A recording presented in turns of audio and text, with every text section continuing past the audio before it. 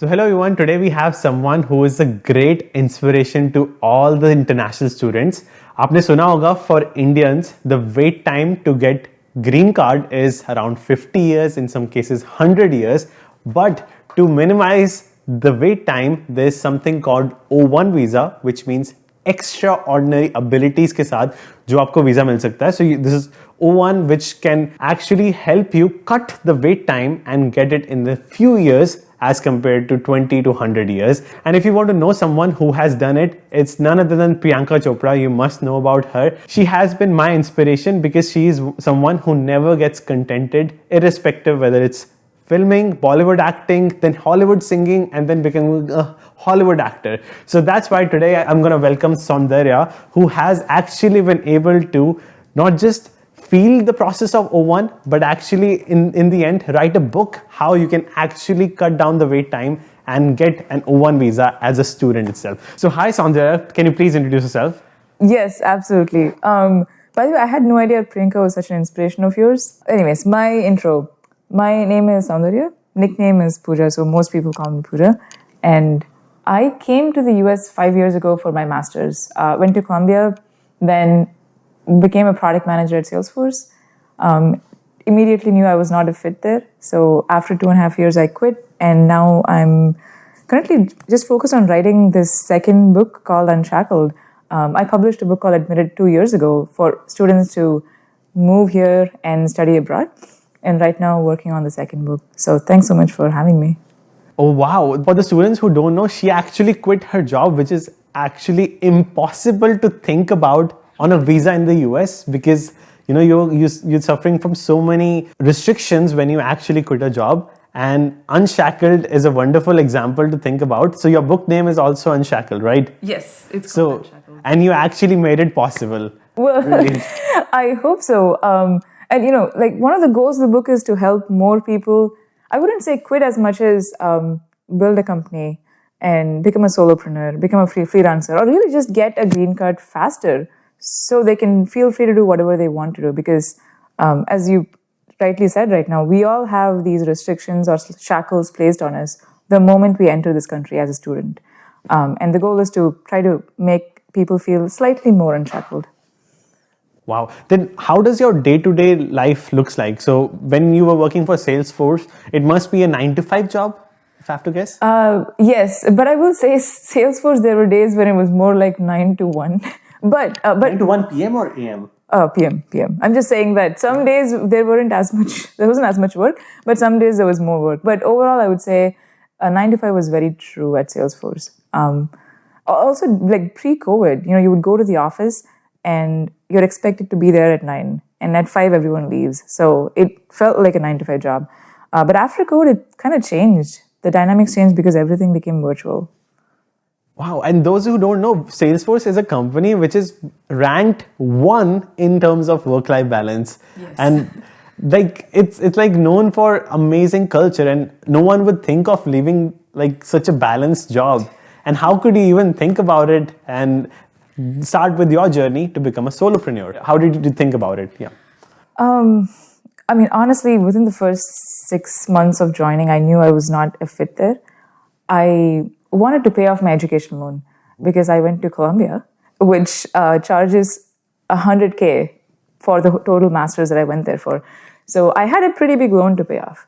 And so I told myself, first year as a PM, learn as much as you want, pay back the loan, and then figure out what to do next. So I paid off the loan in the first year. And then I felt like, okay, now I can actually think of what to do next. And that's when I realized that I never felt passionate working at Salesforce. It felt more like an obligation, like something I had to do to pay rent, earn a paycheck, and live in this country. So that's when I began thinking about what else do I want to do, and Admitted happened. So Admitted was like a 10-month-long project back in 2020. And that after publishing Admitted, I realized that I actually want to do this for my life, like write books, build communities. That's what I want to be doing, not working at corporate. Oh, so you were able to write book along with your full-time job? Yes. Yeah, it was extremely exhausting for many months back then. which I'm sure you're familiar with. You do a million things at once, but yeah.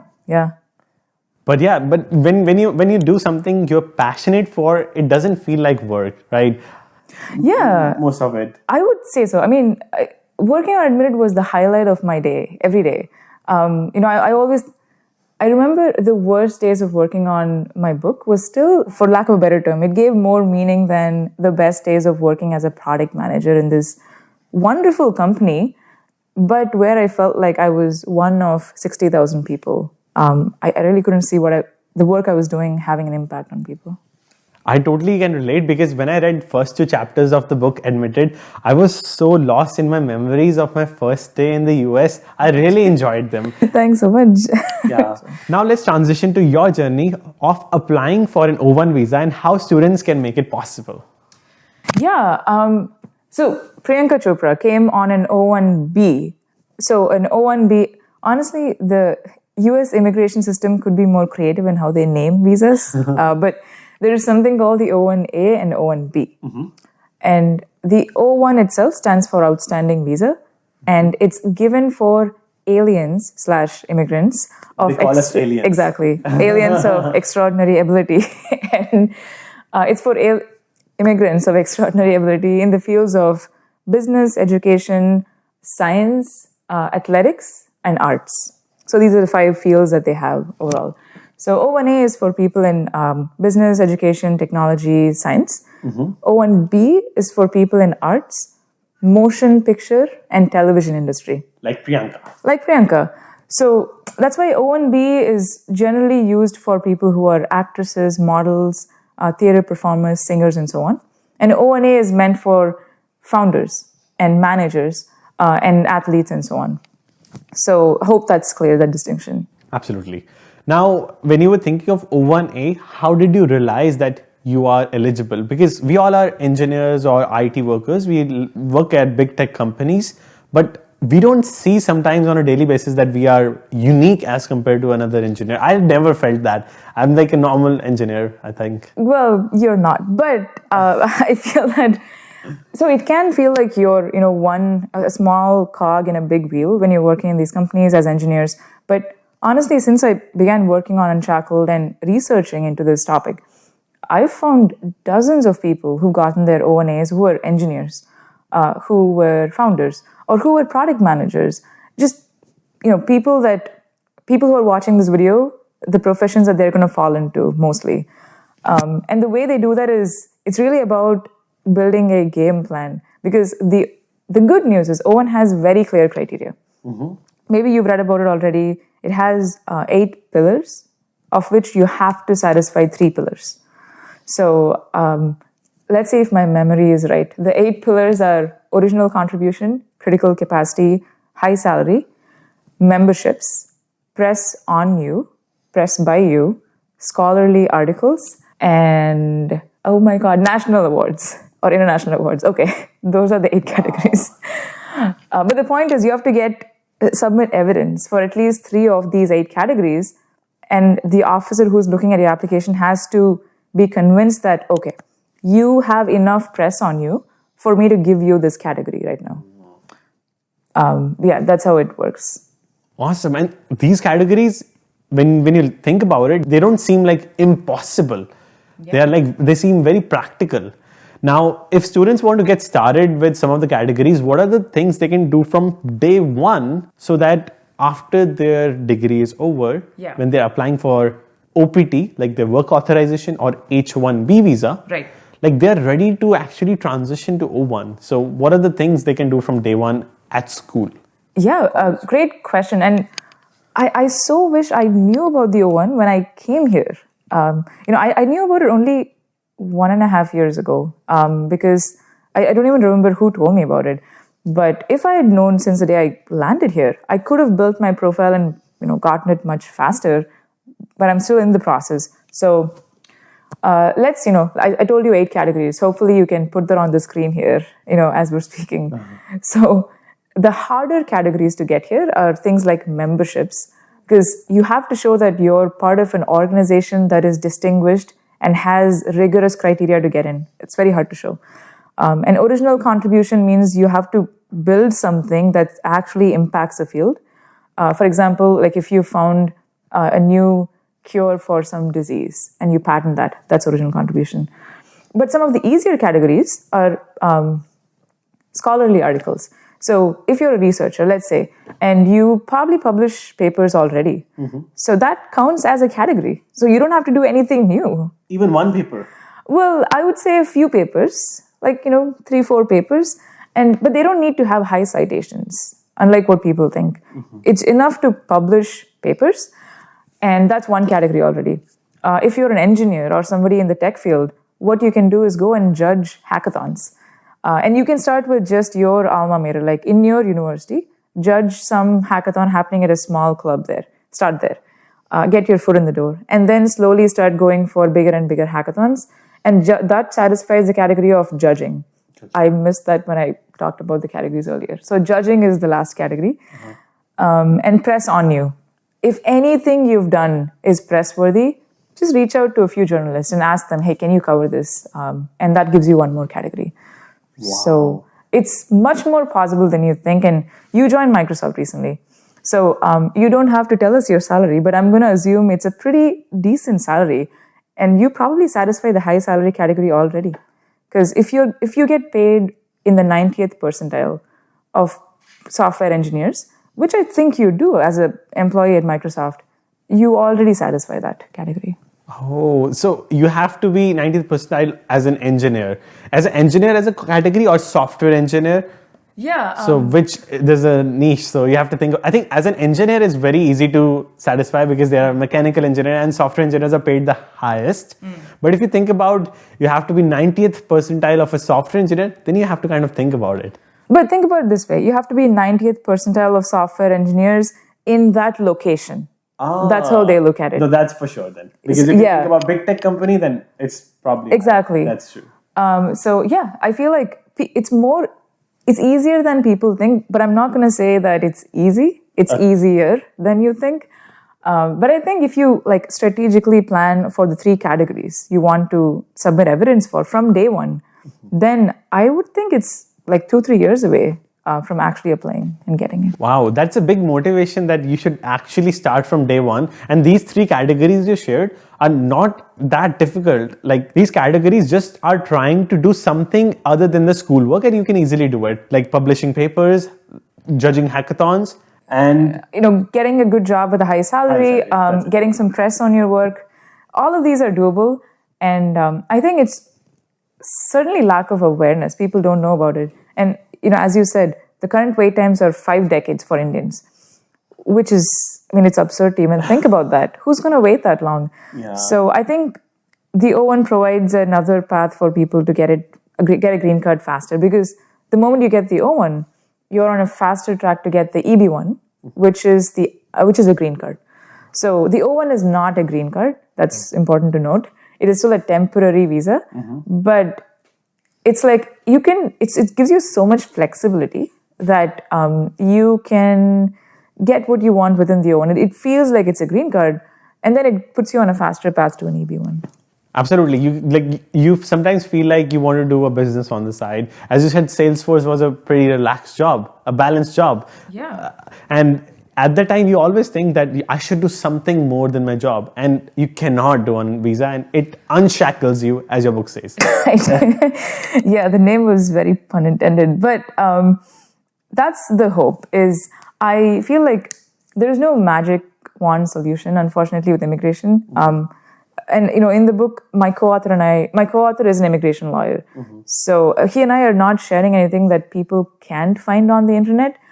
But we're trying to add some creativity into the process to help people, especially in tech, go through these processes and build a company, do whatever they want, really. Now let's talk about how much is the risk-reward ratio. How much is the cost to get an O1 visa, lawyer's fees, and the overall package you have to pay for to get an O1 visa in the end? So this is certainly higher than people might want, but an O1 needs an employer. So it's generally the employer paying the money, not you. So think of it as, for example, if you're an engineer applying for an O1, your employer is really applying. You're not the one applying. It's not a self-petition. So if your employer is paying the cost, and it can range, I would say the lawyer fee can range anywhere between $5,000 to $15,000. The lawyer fee. And on top of that, you have premium processing, the I-149, and other filing fees, which can be another $3,000. So that is insane. But a good example will be all the CEOs you see, like Sundar Pichai, Satya Nadella, they all went through it, and they were sponsored by the companies, Google, Microsoft, for this process. So if we are good at our fields, our companies can sponsor us at the end of the day. Exactly. The only place where you're sponsoring yourself is if you're the founder and your company is the one sponsoring you, then technically the money is coming from you. And your company. Yeah. So, as an example, I have talked to the people who are working at these high-tech companies. I can tell you, they tell you that instead of applying for H1B, they can in fact they can apply for O1 directly. Exactly. So they do it for even entry-level engineers. So that is brilliant for all of these big tech companies. If you're working there, if you had these two things other than that, you could have done it and achieved it. See, I just want to emphasize what you just said, because anyone watching this who's eventually going to go to big tech or already in big tech, ask your company's lawyers to, like, can they apply for an O1 for you? You don't have to pay anything out of your pocket. Just develop, build some evidence and ask them to apply for you. Absolutely. Now, can you please share what are you doing after you have quit your job? How does your day-to-day life looks like as a solopreneur? Well, right now, honestly, it's very, very chaotic, just the past few weeks, because we're launching a Kickstarter campaign. I guess when we're recording this video, I'm still building the campaign, which is going to be launched October 11th. So when you guys are watching this, the campaign is live already. And essentially the campaign is a portal through which people can pre-order a copy of the book that I'm writing right now. The book itself will be launched next year, March or February, but we're just opening pre-orders to see how many people are interested, how many people want this book.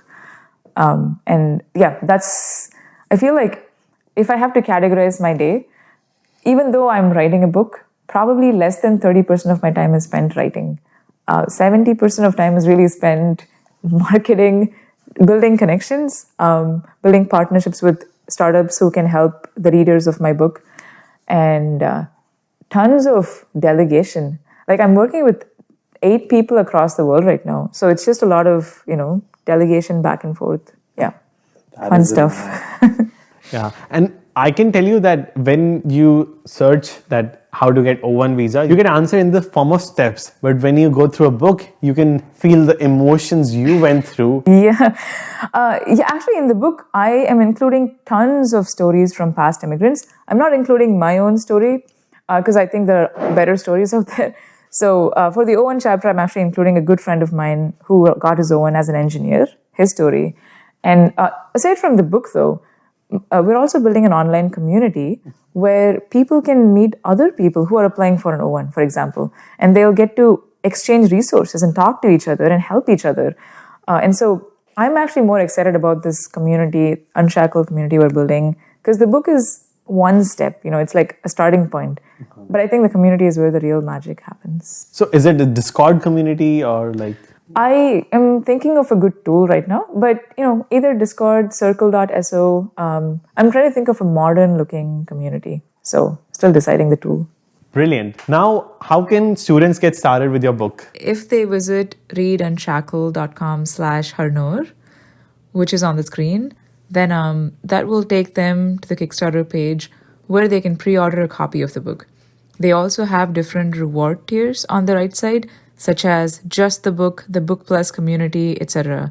So they can choose whichever tier makes the most sense to them. The O1 is one of the 15 chapters in the book. So there's going to be chapters on how to start a company on H1B, how to get your EB1 green card as a tech engineer, how to build a company on an F1 visa as a student. So essentially think of literally every single pathway that an immigrant can take to either build a company, get a green card, or become a solopreneur. We've put it in the book. So it's like an all-in-one Bible for people who want to do that. Wow. So it's not just about visa. It's about actually, once again, unshackling yourself on irrespective of which visa you are. Exactly. Yeah. Brilliant. So thank you so much, Soundarya, for sharing your journey of applying to an O1 visa and about your book. It means a lot, and it can inspire a lot of students and actually engineers who are tired of their 9 to 1 or 9 to 5 job. Salesforce is going to kill me for saying that. But Salesforce is a wonderful company. Just saying that if anyone's watching. Brilliant. Thank you so much once again. Thank and you you can so check out much. with the link in the description. Thank you. And at the end of the day, if Priyanka Chopra could do it, you can do it as well.